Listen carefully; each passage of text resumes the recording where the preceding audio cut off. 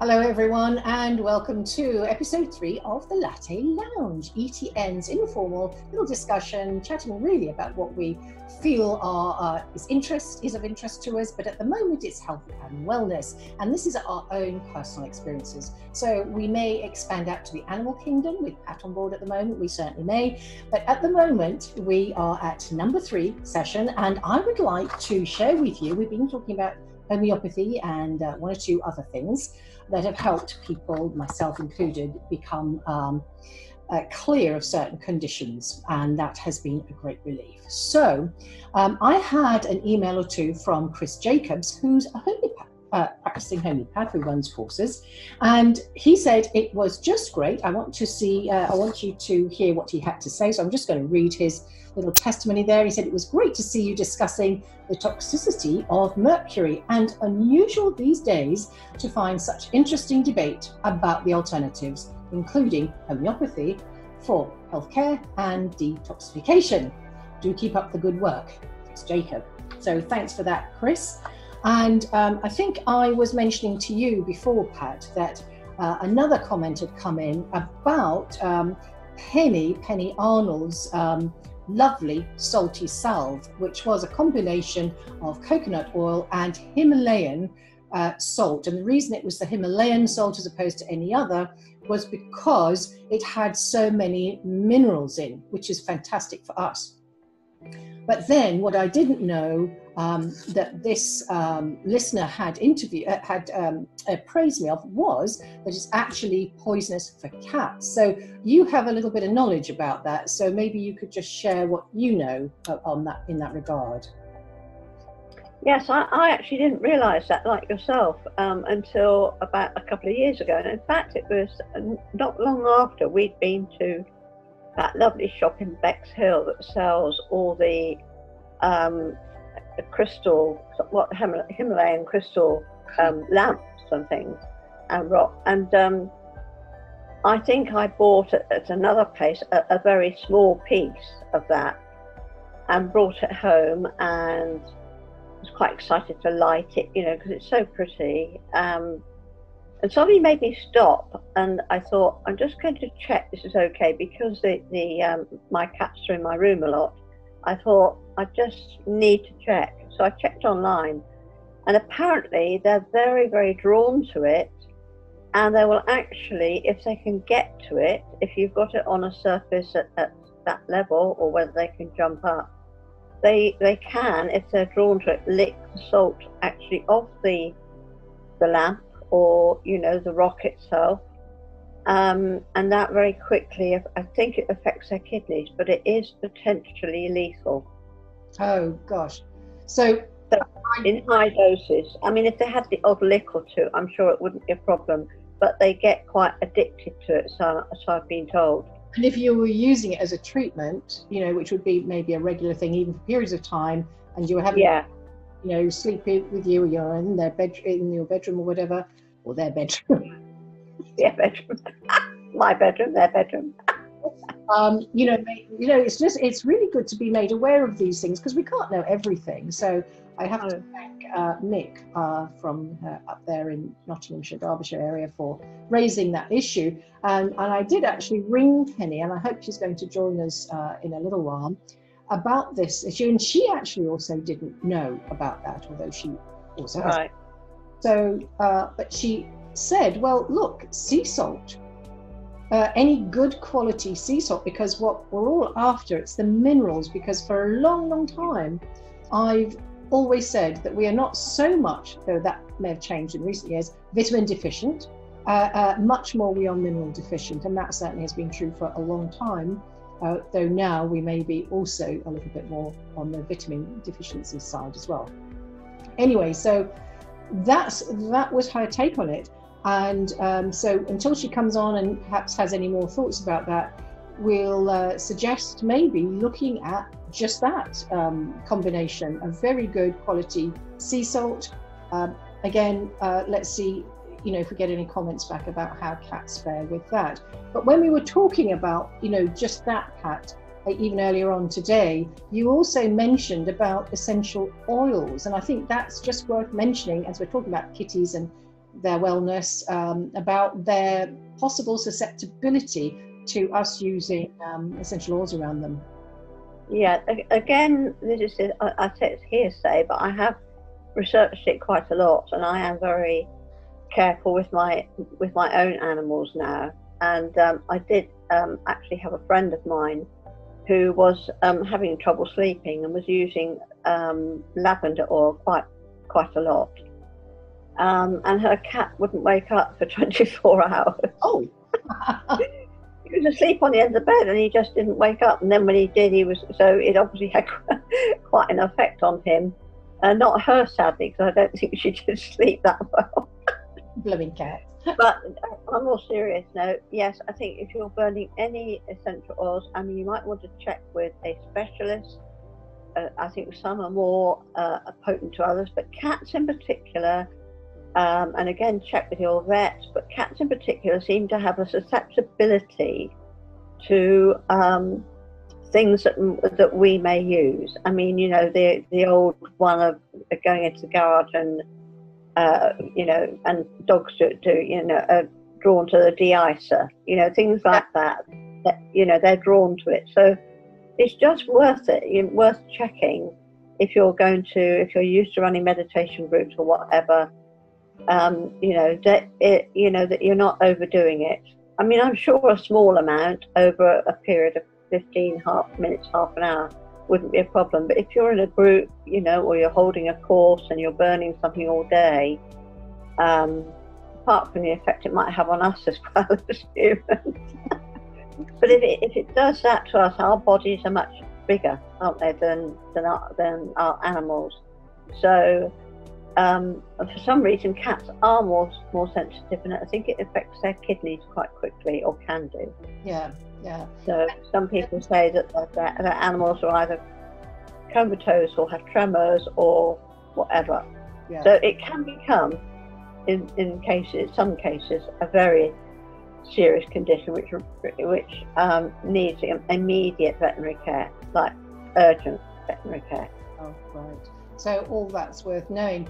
And Pat, whilst we're speaking about animals and cats, I think because somebody also asked me, you know, which one of you, either Penny or Pat, was the animal communicator lady, and I thought this would be a great opportunity, slightly veering off the health orientation at the moment, but for you to just give us a little overview of, you know, what got you interested in animal communication. And I do know, of course, that you ran a cattery, so perhaps you could give us some insights into that, because I know also you had concerns about how people, you know, carry animals as well, you know, in the containers. Yeah, transportation. I mean, that was one of the things that was really highlighted to me when I had the cattery and rescue centre, because I saw, obviously, over a period of 8-9 years, literally hundreds and hundreds of cats arrive.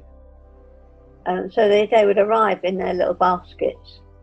And 9 times out of 10, and this is something I actually learned myself when I was at Cats Protection, because we used to try and do a bit of an educational program, particularly for people who had never had a cat before. So if we were rehoming with somebody who'd never had a cat, we used to do a little like a mini thing, that so they could take away the basics of cat care. Well, one of the issues that I noticed, and particularly when I had my own cattery and rescue, was because I had more time to devote to clients coming in, was that the majority of cats that came in were in baskets that were far too small for them. And what tends to happen is, particularly if they buy a cat or have a cat come to them when they're young, they're quite tiny. I mean, even when they're up to 6 months or 9 months, they're quite slim and they're quite flexible. But, you know, as they grow older to 3 and 4, they start putting on weight, and usually the carrier that might have first been used is not really suitable. But people don't realise, you know, 2 years down the line, they get the carrier out the garage, stuff the cat in it. So I was faced with quite a lot of cats that were actually quite stressed, because they were in a space that was too contained for them. And the rule of thumb is that the cat has to be able to walk in to the carrier easily. They don't like walking into them, but they have to be able to walk in, stand up and turn around and sit, so that they're not crouched and they haven't got the ceiling of the carrier here and here. And the other thing that people need to check on. So we're just losing your connectivity a little bit there. Get the right size, but also be aware that, is that me? I'll just check mine. That's all right, yeah. It was just freezing up a little bit there. Yeah. Well, yes, I'll just reset my internet. The clasps are, sometimes they're made of plastic. You need to make sure they're firmly anchored in. And that the cat has enough air, because some people cover it with blankets, because the cat might be frightened. But you need to get the air, which mostly comes from the front and the side. So they're only small things, but how I got into, and that's one of the things I noticed with people, but the other thing that I did notice, perhaps more than anything apart from that practical issues and talking about feeding and things like that, was the disconnect between, emotional disconnect between them and their animal. And it wasn't that they were being unkind or not wanting to learn, but they just didn't have a sense of where their animal was, having been stuffed into a box and brought to a cattery, and which is stressful for a cat because they don't like majority of them don't like travelling. They said Siamese or Burmese, and then they don't seem to care too much. But so that was the first thing. And I remember talking to clients about their cats, and I could read a cat as soon as it came in and they plonked it on the reception thing, and I looked at it and I could read it immediately, and I would say something like, "Are you aware that Timmy's not too happy?" And they said, "Well, he's just been in the car." And I said, "But I had a sense of something." And sometimes they just said, "Well, it doesn't matter. I mean, I'm sure he'll be fine. I'm sure he'll settle in." So some of them didn't care very much, if I'm frank, but others did, but just didn't understand. Yeah. Didn't have that emotional level of being able to look. How would you deal with that, Pat? When I've had animals that have been in a state of great stress or distress, I've used rescue remedy, watered down slightly. I'm talking about the tincture, the Dr. Bach flower essence, which is a combination of 5 remedies specifically for shock and trauma, which I've had used to great effect on wild animals and my own. Yeah, no, it is brilliant, and you can just put a couple of drops in their water on a daily basis if you're integrating animals, cats, dogs, or cats to cats, or dogs to dogs, or the mix. That's often stressful for them. Or if there's a new person coming into the household, a new partner, all those sort of domestic situations that happen, which affect our animals. Yes, bark remedy is really good, a good standby. It's good for us as well, for stress. Yeah, absolutely. Our animals, if you get stressed by taking your animal to the vet, give yourself a couple of sprays to calm you down, because if you're calm, then your animal will reflect that to you and will feel more calm. If you get worried, they'll get worried. Yeah. They're going into a stranger, and most animals don't like the vet. It's a bit like us going to the doctor or in the hospital. So it's the same thing. But a lot of vets now do carry products to help calm the animal. Yeah. And I'm not up to date with many of them, but I happened to see one just mentioned the other day. And that's good too, because there are other products out there, and you can always talk to your vet about that. Yeah. There's the plug-ins, obviously, but there are some that you can. And the other one, which is very good, is available in the UK, is CBD oil. Yeah, absolutely. And there is a company that sells CBD oil, and they do have a pet care range, and there are a lot of those around. So you can do your own. Is that the CTFO people that you're ETN&apos do a specific range, but I think there are also others. Yeah. I think you need to be careful about dosing them with CBD oil that might be for humans. Because I don't think the taste is great, so they tend to make it more palatable. Yeah. So that's a great stress buster as well. Yeah. So can you then just give us a little overview of how you got into the actual training that you ended up doing? Yeah, well, when I had the category, I was talking to my partner at that time, my business partner, talking about this issue. And I said, you know, we haven't got time. We were always incredibly busy. And I said, we haven't really got time, but I am going to look into animal communication, because I think perhaps we can help teach them. Yeah.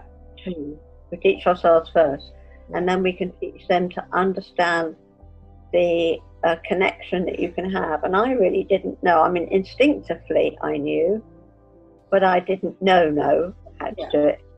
So I had been drawn. I spoke to a lady called Elizabeth Whiter. If anybody wants to look her up online, she is very, very qualified in herbal remedies and a whole lot more, and healing for animals. And I rang her first to just ask and say, you know, what could I do? And she said, well, you need to find a good animal communicator course and go on that. And we had a long chat, and talking to her was great, because she put me on the path. But what actually happens, as it happens in life a lot of the time, is that we were just too busy. It's a 7-day-a-week business, and there were 2.5 of us, and certainly from March to September we were flat out. So I didn't really have the time or energy to go that route. And then when the category closed a couple of years later, I decided at that point that I would, as soon as I could, take an animal communication course, which I did in 2011, I think it was, 2010, 2011. And I've been very drawn to a chap called James French, who, if you want to Google him, he has developed a program called the Trust Technique. And the trust technique is basically creating a bond of trust between the human and the animal. And that allows you then to come into a neutral space using your 5 senses to where you can meet the animal's wavelength, the animal's vibration. It's a little bit like doing meditation, but it's actually specifically aimed to get the animal to trust you, to understand you, because you're meeting them on a completely different level than you would in everyday life. Yeah. And so I actually did train with James and did his professional animal communication course. And that started my journey on animal communication. And have you found, because that would have been a few years ago, is that right? About 2011.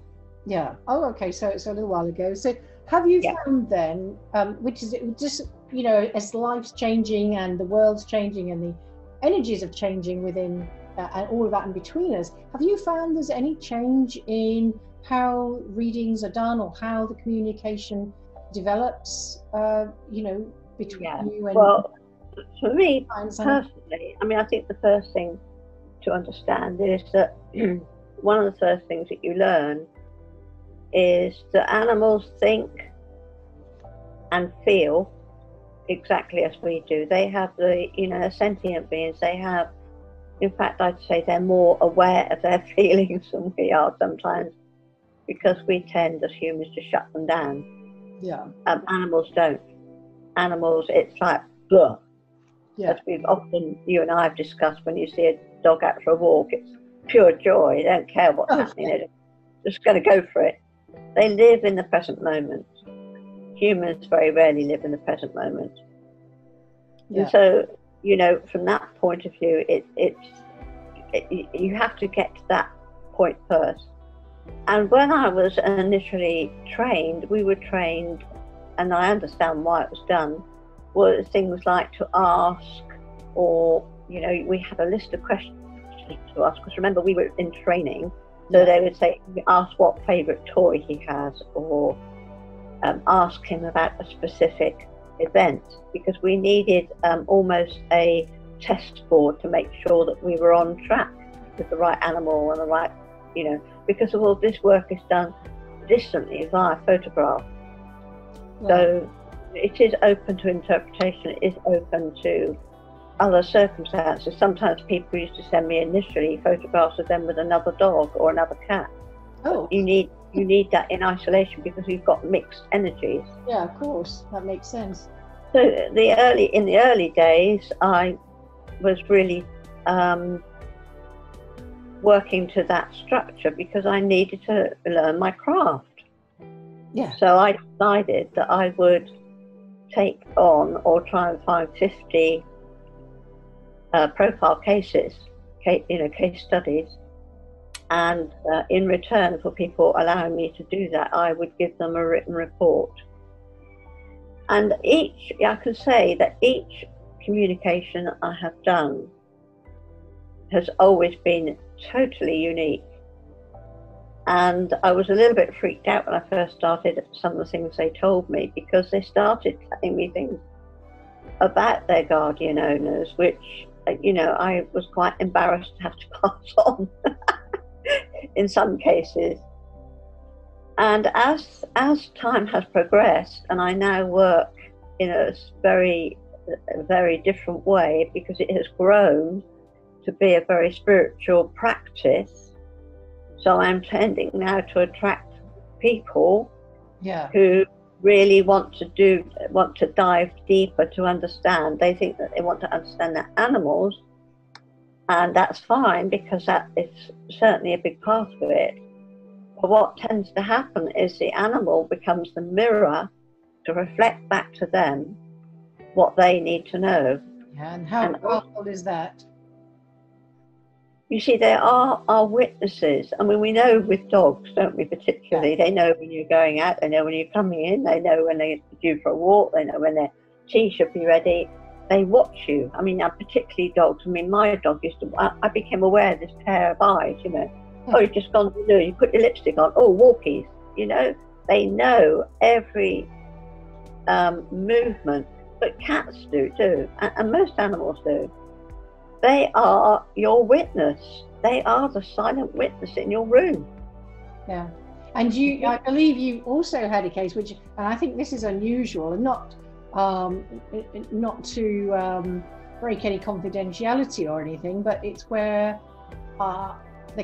the animal actually reflected back an entire family historical kind of set of crises, which you didn't know about. And it was reflected back to the owner, and you can just carry on with that little bit of outcome, because we're not telling any names or when that was. Yeah, it happens a lot. It happens a lot. So, you know, you may get a case where I'm just trying to think of that particular one. It was unusual in as much that the person who contacted me, I did on behalf of a member of her family. So I had to check, you know, if it's third party, I always check that everybody's on board with it. Obviously. Oh yeah, absolutely. And what it did, it was what I call an ancestral link down. So this person, the animal reflected back this person's problems and situations. And then somehow, and I can't remember exactly how, but it linked, I think it was the original person who contacted me, said, this actually links to 3 other people in our family. And it's a subject that hasn't been talked about for a long time. And so it became a window for people, for those people to explore their own healing. And I think, just commenting about that, when people So, have you know, in that sense, it's quite extraordinary. Yeah, absolutely. And I was just going to say that when people want animal readings, they often don't realize that the reading is actually in a large part going to be about them as well as their animal. So that is something to take on board. And also, you see, as we are, as humans, as we are progressing, and as we are, you know, now in a time of mass awakening, the whole focus is, and the animals are very much part of our awakening when we invite them into, you know, take part, because they will often play up or create a situation within the home, so they get the person's attention, so they then seek help. And often when they are, as they say, when they are heard, their sense of relief is enormous, because some of them,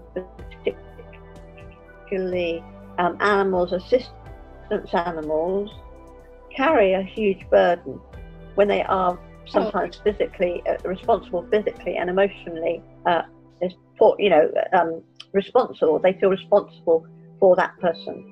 Yeah, I don't think people realise what animals take on in that regard. And Penny has joined us, so welcome, Penny. Yes, great.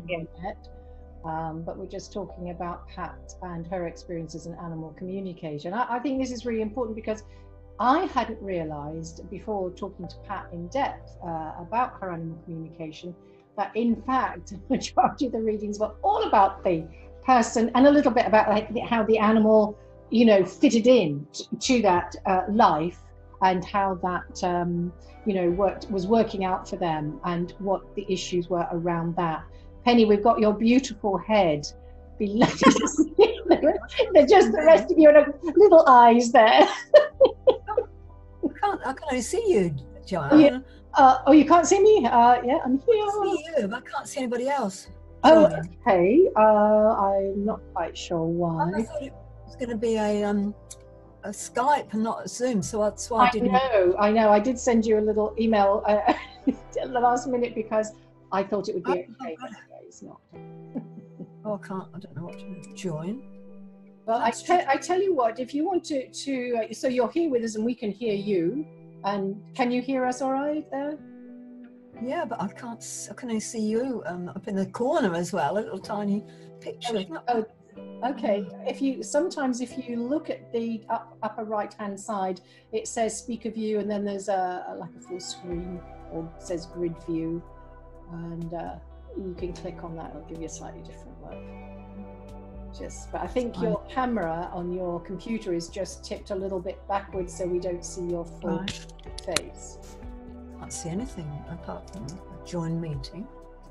Yeah, well, you have joined. You're here, because otherwise we wouldn't be able to hear or see you. So don't worry about that bit.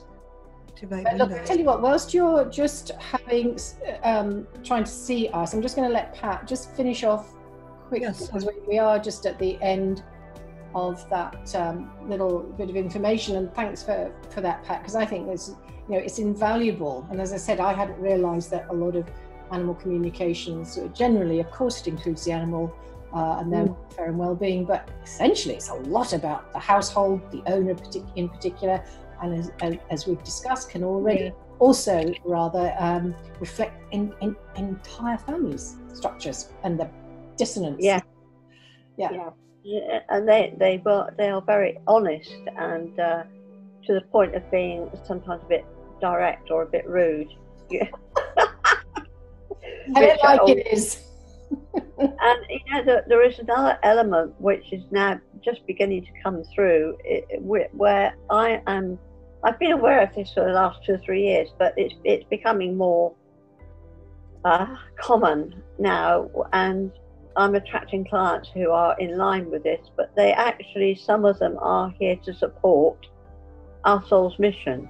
You know, they've either reincarnated, because obviously, I mean, I can contact pets that have passed on, but I myself have got two cats that have reincarnated with me, and I know it's happening to a lot of other people as well. It's happening more and more, and they have come here with a specific purpose to assist us. And if you like, they've got a little bit of a soul contract with us, in the same way that we have soul contracts with people here in our earthly life here. Yeah. Well, so, I have to say that, and I haven't heard of this before, and I don't know if I've mentioned it here before this point, that I interviewed a lovely gentleman and about his abduction experiences and all the rest of that. And we'll be getting that interview out in the next weeks. But one of the things that he said was that he had a pre-birth experience memory without doing any regression. He just had this memory of seeing all the people that he was going to love, as he said, which I thought was lovely, who were going to be important in his life, and the cats. He didn't mention dogs, it was cats. And I thought, oh, wow, I'd never heard that before. So I thought that was beautiful. Amazing.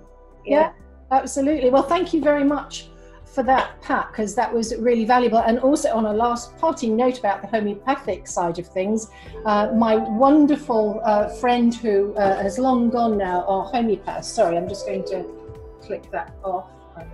Oh, it's my wrong one. All these things.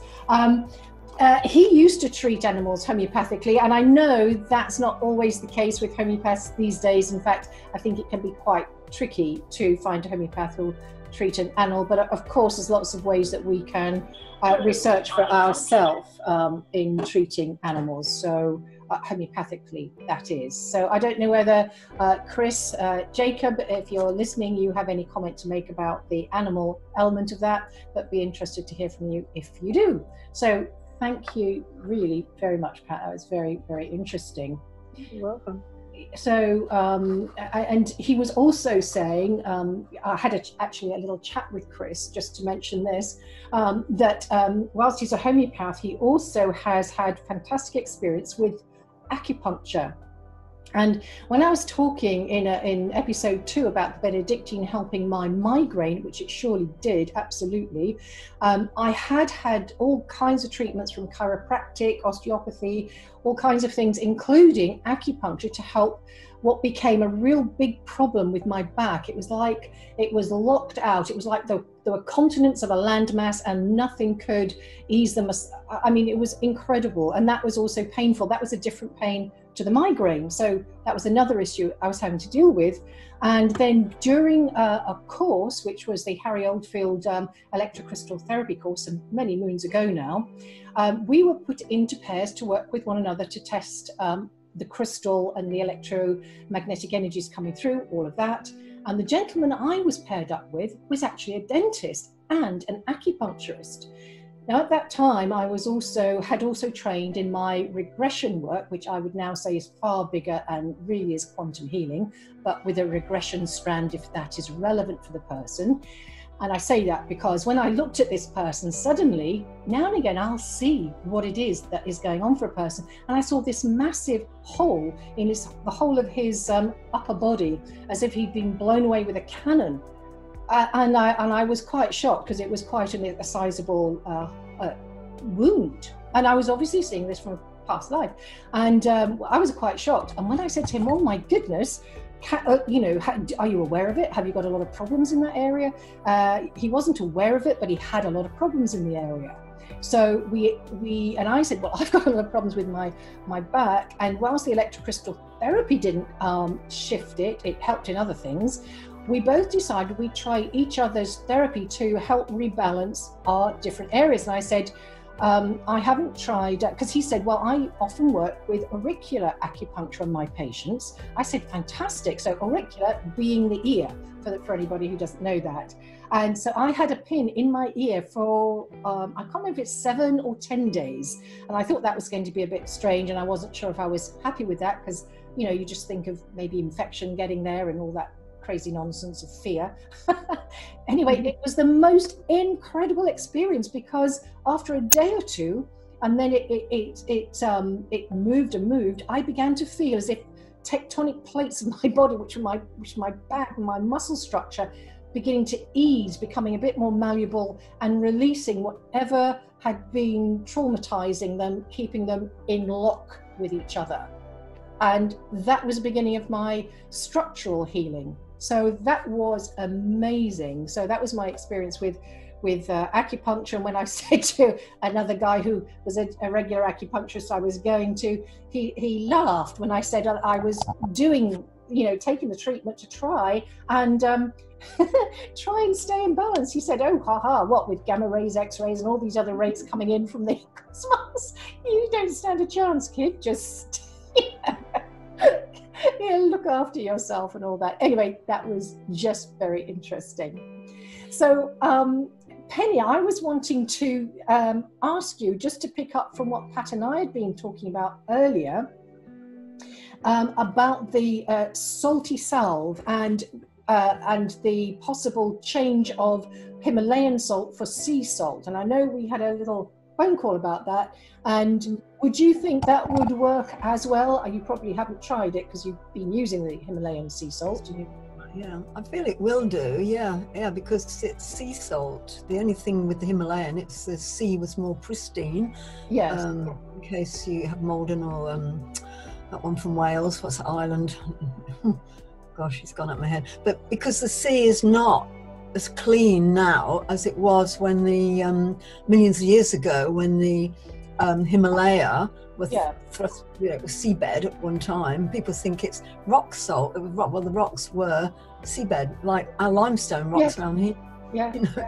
And how powerful are they? So that's the only thing. No, sea salt is the cleanse of the Himalaya. So that was just somebody who had written in about that query, knowing that Himalayan salt was pretty bad for kitties. So anyway, maybe we can suggest that you try that and see how it goes, and let us know what results you have. So okay. So that'll be interesting. And then what Penny has had a lot of experience of, which I think is fascinating, is working with energy fields, dimensional things, ley lines, and that kind of thing. I'm very interested in all that area as well, because I've had occasion to do some energy clearing work. And there was a man years ago called Colin Bloy, I don't know if he started actually, I want to say he started, but he was certainly part of Fountain, I think it was called Fountain International. And they used to clear what he called the arteries, certainly of the locale. And he was in Brighton at the time. And they used to clear. When I say clear, they used to use like a remote viewing, distant healing of the roadways, the access points into the city or into towns, wherever there were known problems. And he actually did an experiment which involved the police of Brighton, where on a particular occasion, known to the police to be a very troublesome event involving lots of bikers, and nothing wrong with the biker community. It's not that, it's just that it seemed that invariably there were problems because of so many people gathering from time to time.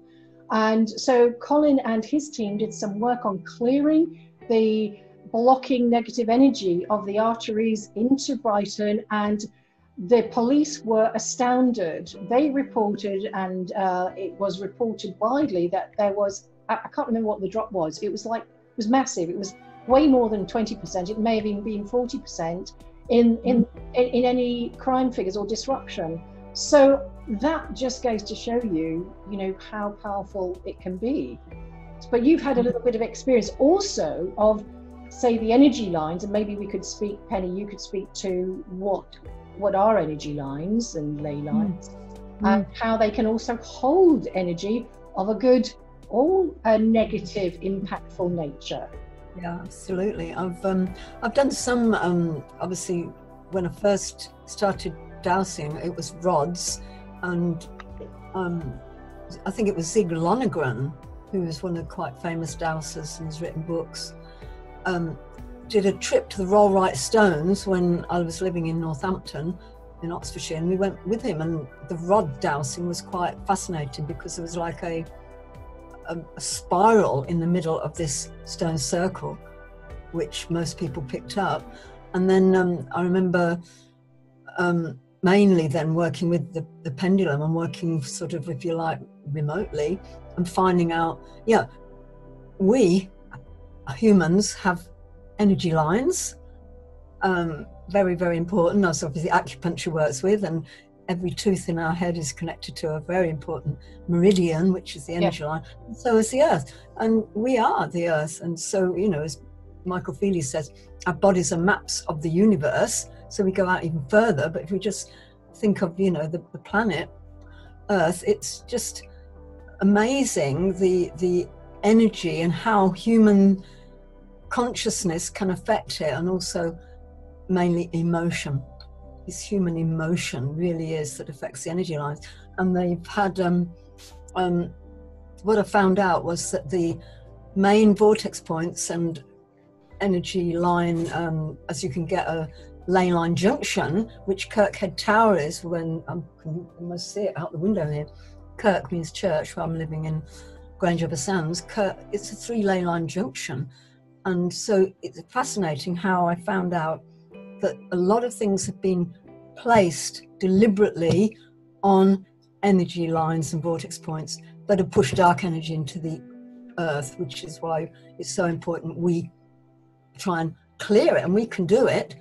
You know, and if you want to think of the things that have been built, you're talking cathedrals, churches, abbeys, mobile phone masts. Honestly, they are honestly put on the energy lines. Even nuclear power stations, anything that's affecting the earth in a negative way.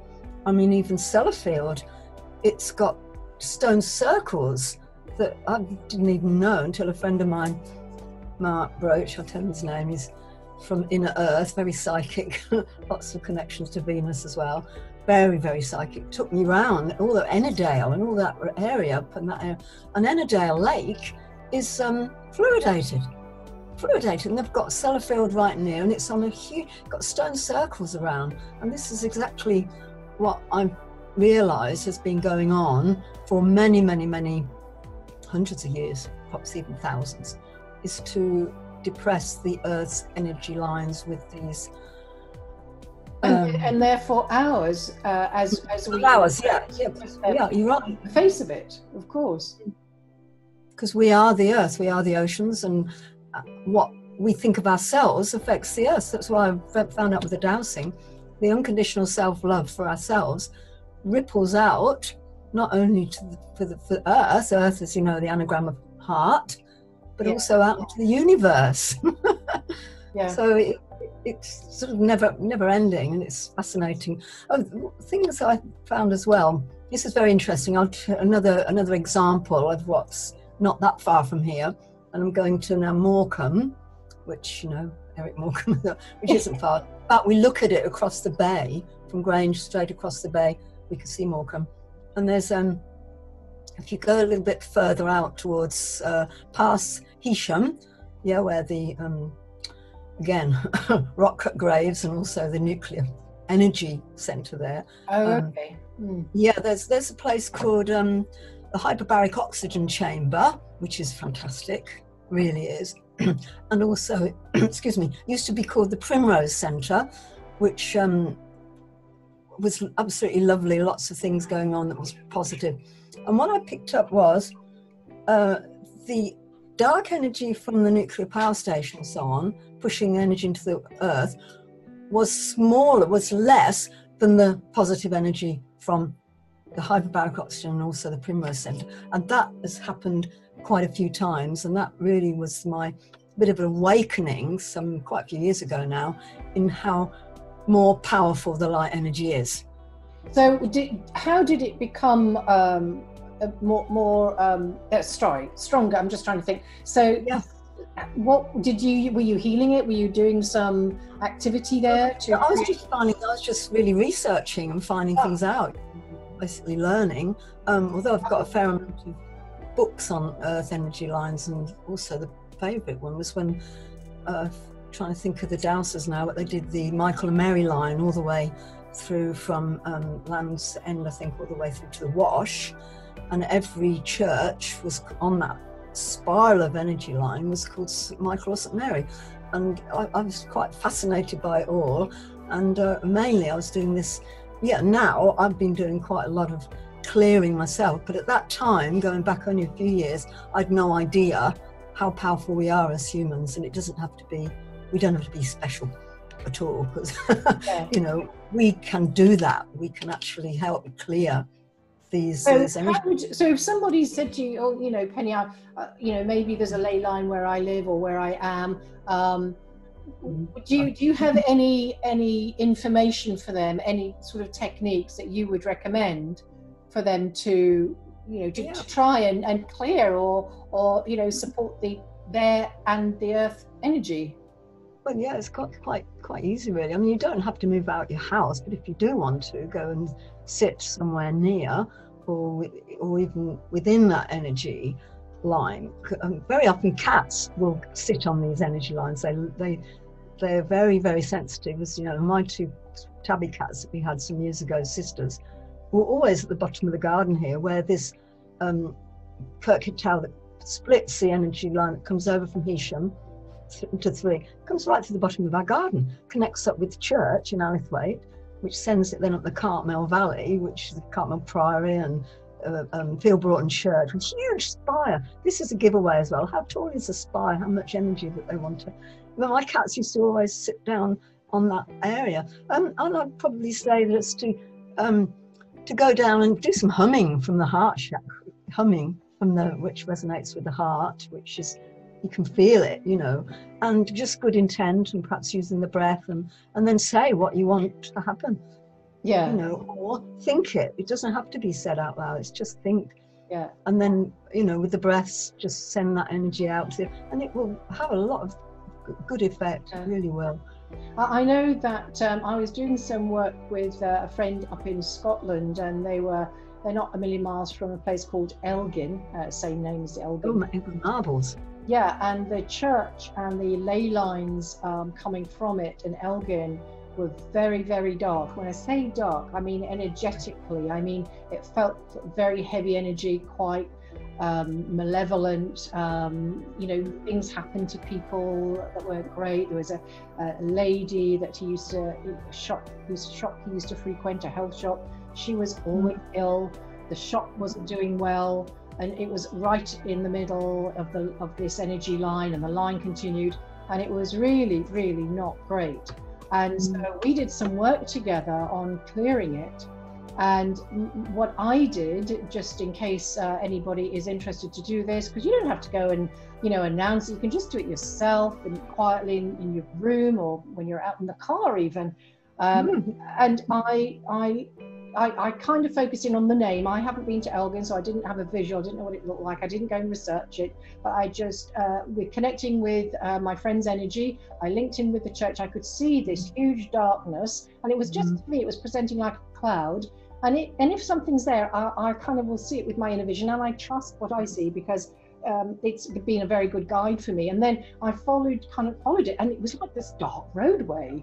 And anyway, we worked on clearing it, and all I was doing was opening up a light, if you like, and you can imagine like bringing the sunlight in. Just imagine the dark cloud, suddenly the clouds part, and there's the sun, and it just rippled through that entire segment, and on and on and on, because it would have then, I would have intended that carried on for infinity, out and out and out as well. And then so some time passed, and I spoke to my friend again. I said, oh, by the way, that work we did, how is your friend in her shop?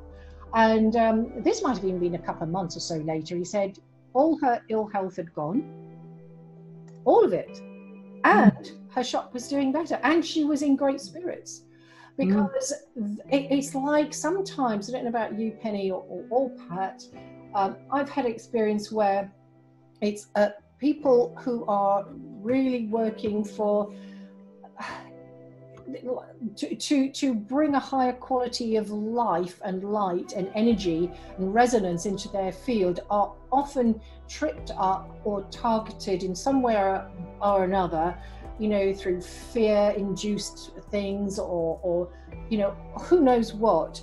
and it can, attract some pretty awful health conditions or situations which are not theirs. They've been visited upon them by, whatever other entities, let's call them, of those other controlling forces. And I don't know if they're intelligent, rather than maybe they are triggered into activity just by, let's say they reach a certain criteria and suddenly it triggers these other, like robotic energies to switch on and target people. And I've had that myself, indeed, and I have cleared them with my various techniques. And and I asked, interestingly enough, because I think I did the Elgin clearing a year or two back, and I even asked just recently about how that was still, and he says that Elgin's still a bit of a dark place, but she's still doing well and no health problems again. And I thought that was fascinating. Yeah, absolutely brilliant to listen to you, John. You have to write your little book or do. Yeah. I tell you another thing that people can do if they fancy it. I mean, this is just, something, I'm all for something pretty quick and simple, because I don't have time to, my brain just doesn't have space anymore for a lot of stuff. And sometimes when I'm in my car, what I do is I imagine that I'm in a light plow, like a snow plow clearer. A snow clearer, but actually it's a light bringer, and there is my massive, huge, what do they call that thingy at the front that's going to shovel my snow shovel, my light shovel, and I intend, when I get conscious enough, that my light shovel goes across all the lanes, and as I'm driving past whoever and everybody in their vehicles, that the light will touch their lives, touch their health and wellness, and that it will carry on through their lineage. And I don't do it every day, but I do it from time to time. And that's just a very easy, lovely, quick thing to do. And you may have your own visualization that make it more potent for you. But, something like that, it makes a difference. What I do mainly is I'm using the colours, the pink and gold, which is the change of the colours in the heart energy field, instead of green and turquoise, which is the heart chakra, and then the second heart chakra. It's pink and gold, which is the magenta pixie confirmation with the book, the black box program, and the rose gold, what's it? No, it's antidotes. I forget the name, but it's so fascinating to, as you're doing with your imagining that you're in a big, clearing, the big. And if you can bring in the pink and gold as well, it's a very, very powerful colours. Okay. I don't know about the black box that you mentioned, and it may be, Penny, if you are at the end of time too, if we don't carry on, then we'll just click back in and we'll do that as well. But that's channeling the collective consciousness of 9, the white-winged collective consciousness, an ET group of ETs that have been channeling through magenta for quite a while now. Oh, and that okay. little, it's only small because she had a transmission from them that was so important, because of the questions she was asking, which apply even more now with what's going on with the, I hardly dare say the word, I call it the, that's it, not lockdown, the lower density distraction. LDD, yes, I think that is the lower density distraction of the powers that would like to be, and they think they're going to stay. No, you're not. It's even more important, to know that, and to use these colours, because colours, funny enough, quite a few years ago, before I even came up here, I was interested in colour, obviously been teaching art, and I used to look at because do you remember this little phrase that we were taught years ago? Blue and green should never be seen. No, I don't know why is that? Oh, that's this is the opposite, you see. Because, and then I looked at everything, because I love being out in nature, and there were some nice places where I used to live in Northampton. And I thought, green, that's the fields, that's the colour of nature, that's heart, and blue sky, throat. Oh, yes, so of course. Pictures telling us, stories of that lovely love for us, which we are all the children, the whole of Mother Earth, aren't we? And I thought, oh, that's interesting, So this blue and green, like the number 13. Oh, 13's unlucky. It's not. You see, we've been told opposites.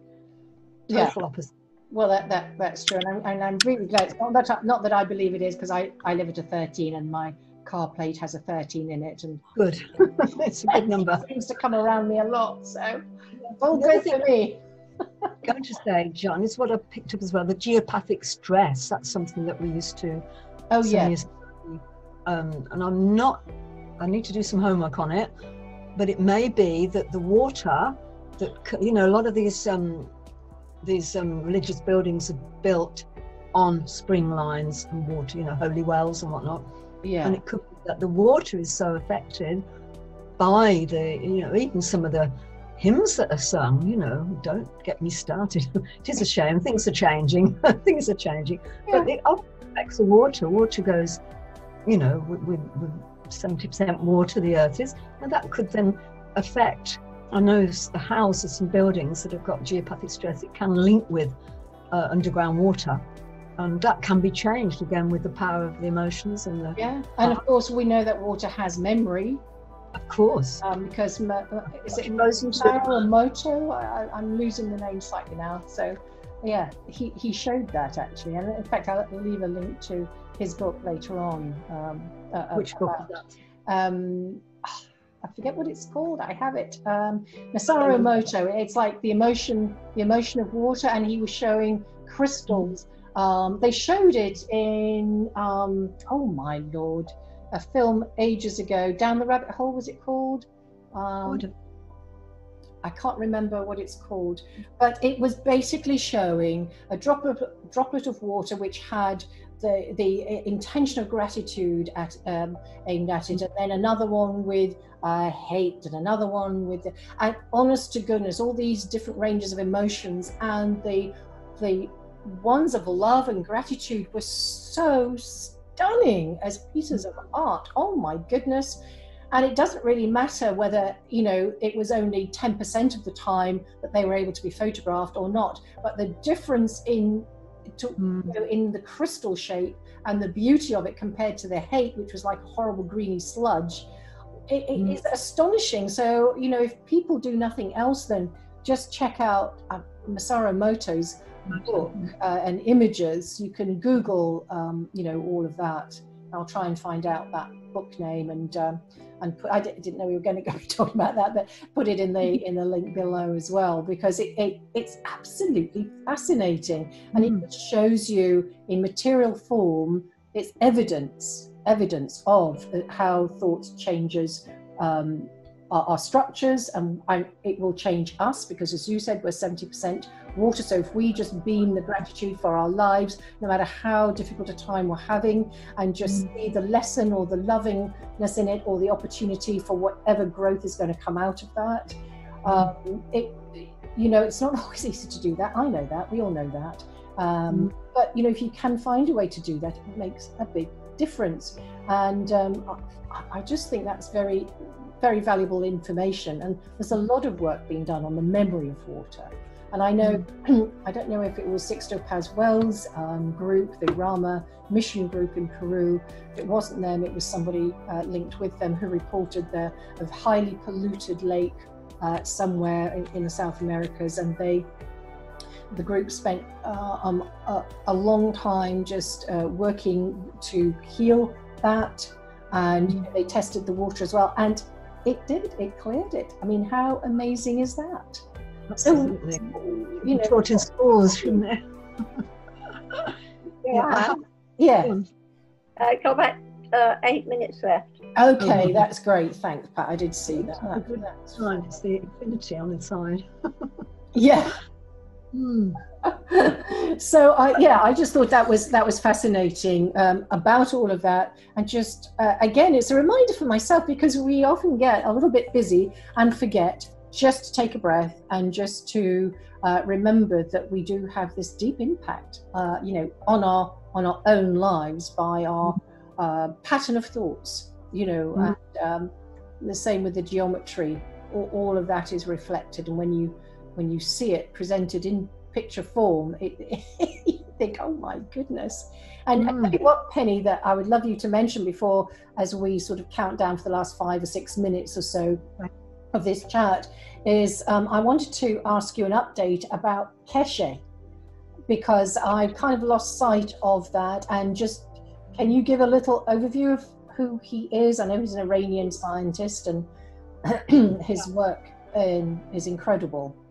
Absolutely brilliant. And I think I said last time that when I doused, you got 50% of Nikola Tesla's soul that's walked in. I don't think he knows that, because I haven't actually been in touch with him, but I do know a couple of the plasma engineers that worked for him. One really good friend, John Kane, who has been involved in the meetings. They have these Zoom meetings, because there's only 3 plasma engineers in the UK that was actually working for and being paid for by Mayor and Keshe. And they've just said that things have just gone a bit quiet, and that there is a link that you can, which I haven't actually looked at, sorry about this, but there is one that Keshe has been doing some it's sort of free energy technology kind of stuff, isn't it? But it's linked with this virus thing, this horrible thing. Oh, okay, as well. About. Yeah. So I really do need to update myself on that. But as regards the energy, I don't. It's nothing that Keshe has been doing is going to go away, but it's just obviously biding the right time for more development. And what we've already done with the McGrath units, and which is what they've created, which is using the gravitational magnetic energy of the Earth to create electricity that goes on forever, literally. Just like Tesla did. Yeah, you don't pay for it. Now, I've had one of these units. Yeah, I've seen them, but a little bit. And you had didn't Meron, is it Meron Keshe? Meron, Mehran, yeah, Meron. Meron Keshe. Didn't he have to leave, was it the States he was in, to go and carry on developing his unique side of work? But he did have death threats about 4 or 5 years ago, because I remember going especially to, it's a big trip for me, because I was leaving my cats to be fed, to go to LA for a 5D conference, which is run by David Farman, who's another Iranian guy, I think, because Mayor and Keshe is Iranian. Scientist, Iran, very clever people there. And Laura Eisenhower was there, with some amazing speakers, and Mayor and Keshe was supposed to be Skyped. They couldn't get him because of death threats, and he had to be in hiding, and his family had been targeted, but not now. And obviously Keshe is one of the people I've sort of brought up, or I mean we, the big we, to send the heart energy, the big blast of heart energy to help him protect himself, which is the bubble of protection that we... Well, maybe that's something that we can invite people who see this to do, is to send that blast of heart energy, like a lovely opening the door of a furnace, to all those, including ourselves, that we feel could do with an extra helping hand and energetic uplift. It's very, very important, Yeah. But as soon as I find out some more, in fact, I've got a Zoom meeting on Thursday evening with it's called the Connecting Consciousness group, which is linked with Simon, Simon Parks, and John Kane, who used to work with Keshe, is an area coordinator, so he'll be there, and I'll definitely ask about that, because it's consciousness that affects the planet. It's which is what the dark beings, as Magenta Pixie calls the black box program, have been desperate to shut down and to destroy if they can. Oh yeah. Because of, obviously, it's pineal and pituitary gland, which creates this amazing, this uplifted consciousness. Yeah. And that's been their targets, especially the pituitary gland. Especially. Yeah, absolutely. Well, knowledge is power. People used to say to me, Joe, I love the laugh, well, aren't you worried about all these things? I said, well, I didn't know what was going on. I didn't know what was going on. Yeah, I was, but no, I know now, because the word was crazy, isn't it? Yeah. Absolutely. Especially now, but it is, knowledge is power. And as you say, it's an opportunity, no matter what happens. Yeah. Looking back, the most difficult, most traumatic times that I've had, and we've all been through quite a lot of, I think say for all of us, Yeah, we have. has been the biggest learning opportunities. Yeah, the biggest. absolutely. Well, look, ladies, I would just like to finish on just maybe ask just for a few moments in silence. I'm not saying switch off anything or we have to close our eyes, but just take a couple of moments in silence. And how about from this little show, we intend a beautiful Penny, you think it should be pink and gold? Pink and gold, yeah. Oh, pink absolutely. and gold. So let's send a beautiful pink and gold ball of light or sphere of light somewhere into our sphere here and out into the universe or wherever you feel you need it. So let's do that just for a moment.